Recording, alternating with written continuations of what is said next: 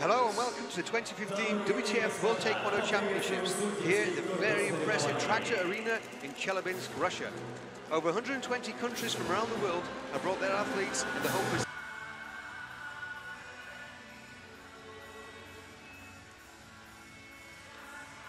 And the local boy, the favourite, Albert Guan, is out in the semi-finals. Yep. The -74 club.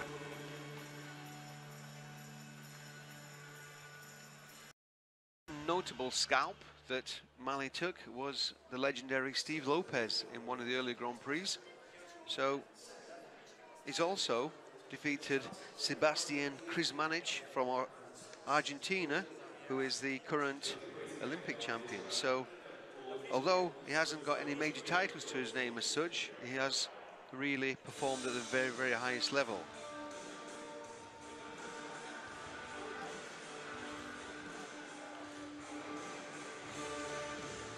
Checking on that on my notes there, I do apologise, it's Nikita Rafalovich that has defeated Lopez and Krizmanic. Ismael Mali has actually competed against Albert Guan in the past at the World Championships.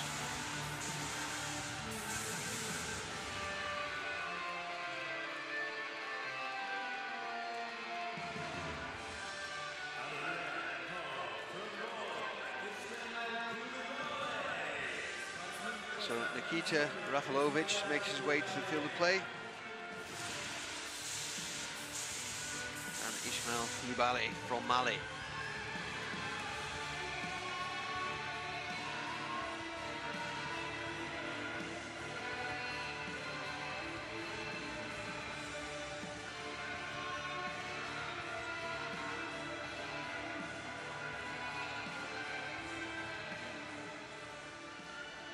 This year we've got a little bit of feedback for information from Twitter. There's quite a few people not so keen on the PSS kicking techniques, the close range.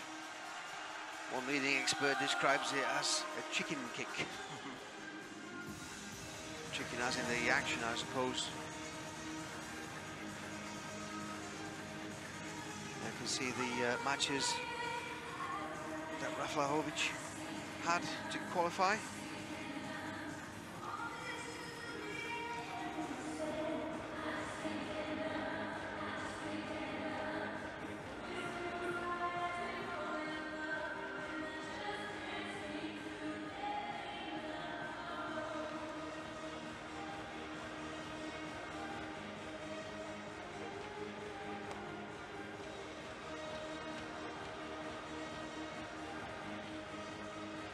Ismael Coulibaly from Mali, as you can see there, took the bronze medal at the World Championships.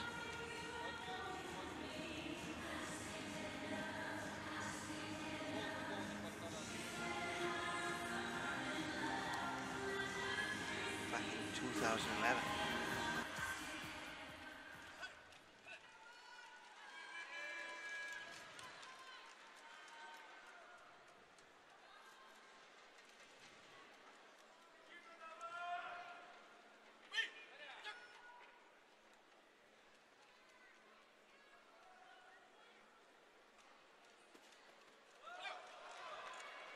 A bit of a stumble there, Henzo Kyongo against the Mali athlete.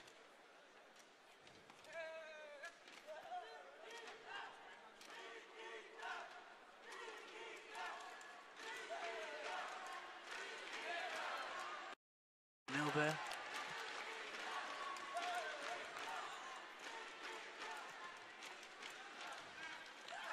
Ismael Coulibaly from Mali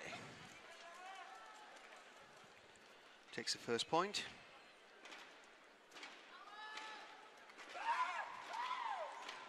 Nikita seems to kick a little bit low there, but gets away with it.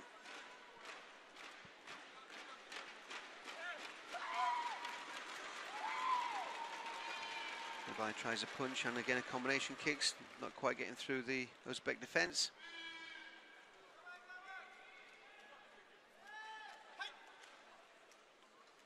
Both playing very cautious here.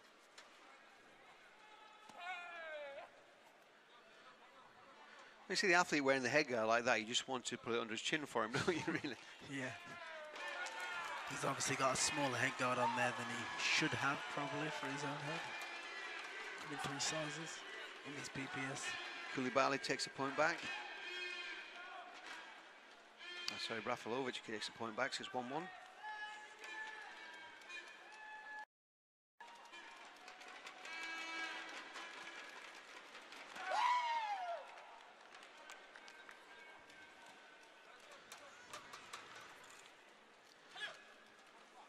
We normally see is the first round tends to be the lower scoring round because the players are weighing each other up, trying to analyse the strengths and weaknesses of their opponent.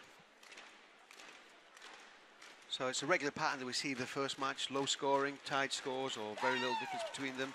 And then later on, as the countdown really begins, then the points start to add up. So they've tested the water there in the first round, going into the second, 1-1.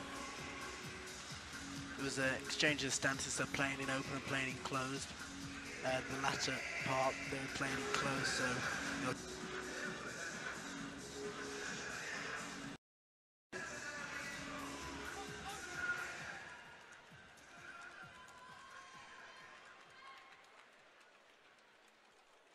So the 22-year-old Nikita Rafalovich from Uzbekistan. Some impressive scalps of Stevie Lopez and Sebastian Krizmanic in the past. Now in the semi-finals at the mighty 74 kilogram division at the World Championships against Ismael from Mali.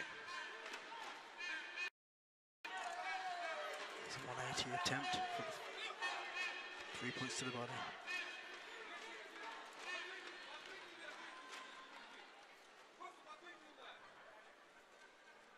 Faking.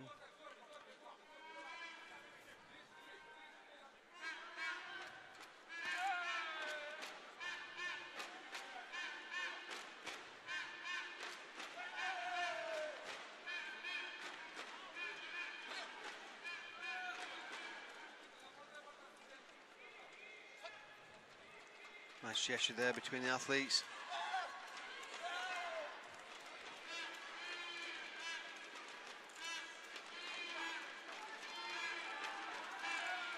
Good defense by the Mali athlete. Oh, goes high. Didn't get it. There wasn't a clear headshot there. It was a good attempt, but it was just to the side of the head there, so it wouldn't score. It has to be a clean impact.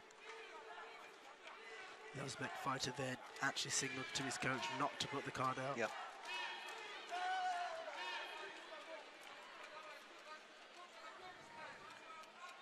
Yeah, using the video replay card is a real skill.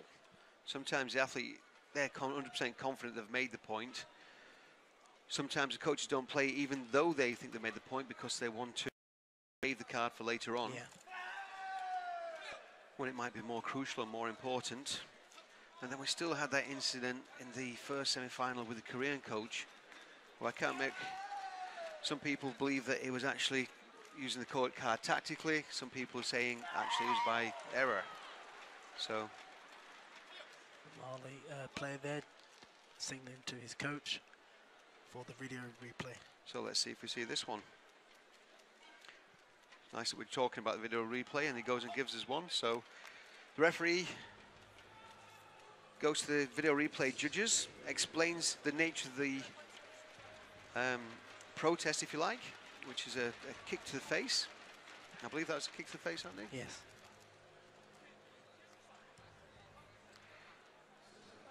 And the video replay, there we go. We're going to have a look at it now. Did go high. He's saying yes. From our angle, it's difficult to tell. Looking from a slightly different angle, from the opposite side, into the body. Now that did not look like a head kick to me. No. And I think it's that very close. The camera's got the video replay judges have got 4 cameras. So let's see what they make of it. You can see the coaches there both watching the monitors at the front of the court.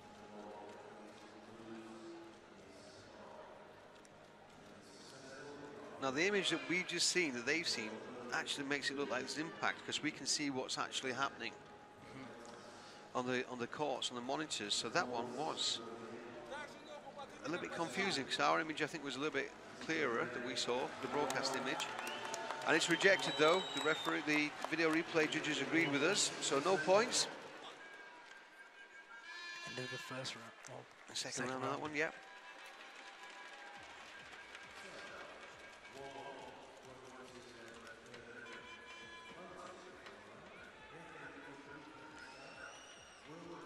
So, this is the second day of semi-final and final matches here at the Tract Arena in Chelyabinsk. My name is Mike McKenzie. Joining me today is Great Britain athlete Andrew Deere. Andrew, this is your weight category. Not so happy to be here in the commentary box with me rather than being down there on the court, but what do you make of it, Andrew? Give us some feedback from, you know, you've been there on the match, you've been on the spotlight. You know, yeah, this is my weight division, -74. I've fought the Uzbekistan guy before, and it's, you know, both good, experienced fighters. Yep. And he's been doing very well this season.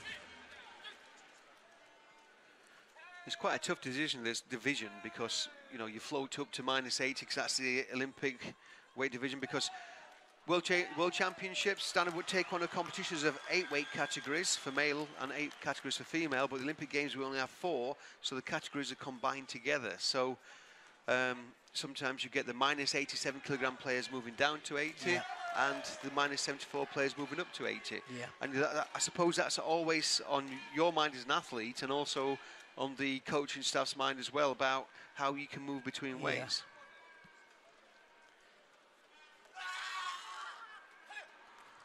So the first semi-final we saw Albert Guan, who's a Grand Prix finalist who normally plays at -80, very, very successfully. But not successfully today, unfortunately for him. He went out to Masood from Iran.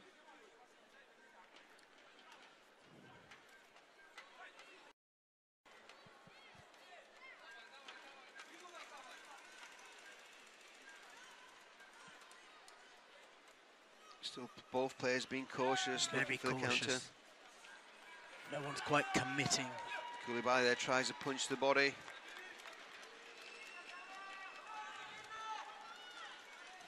One-point gap's not enough to back off. If he backs off too much, another Kyongo.